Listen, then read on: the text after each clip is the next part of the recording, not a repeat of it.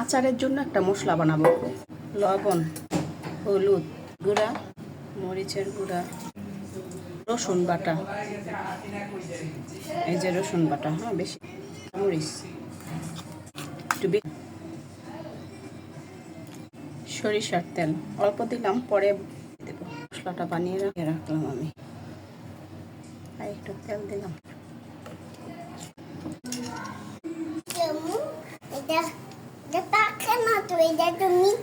এই যে এটা কাঁচা একটু আছে, আর 2 দিন রাখলে পাইকে যেত গা সব। মিষ্টি নাকি চুকা আমি জানি না।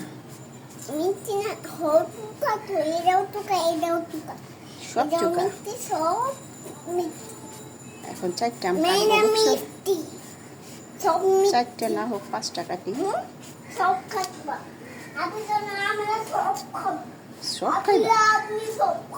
সত্যি?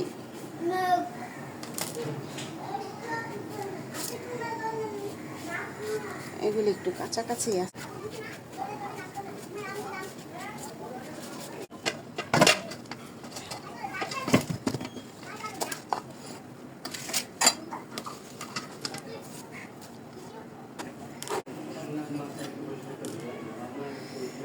কাঁচাগুলি কুচি কুচি করে কাটি আচারের জন্য।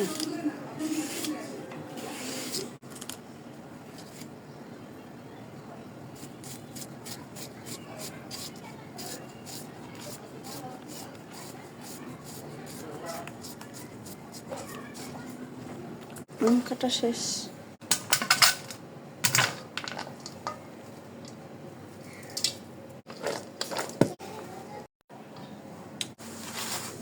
এতগুলা পানি বের হয়েছে, কতটুকু পানি থাকে।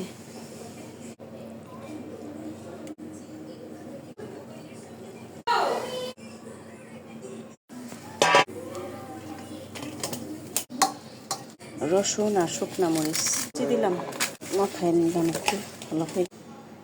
এই যে মশলাটা দিলাম এখন।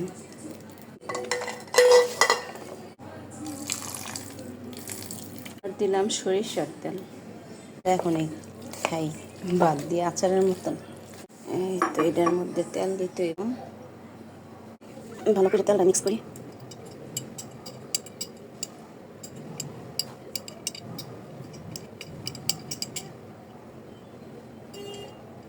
মিক্স করা শেষ। বিসমিল্লাহ।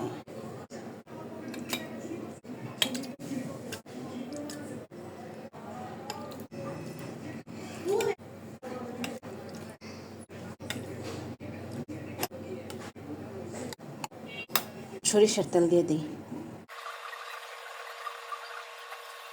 আমার আচার কমপ্লিট।